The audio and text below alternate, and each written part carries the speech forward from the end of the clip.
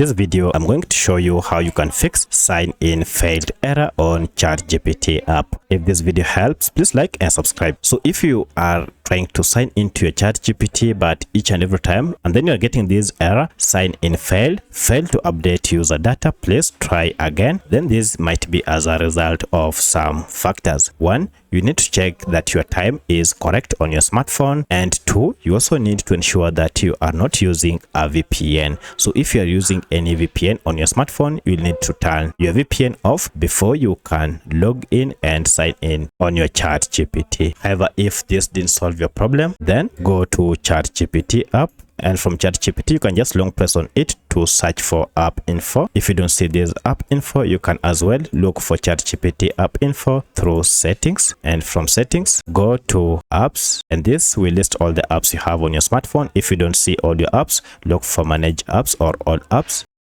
and search for your app.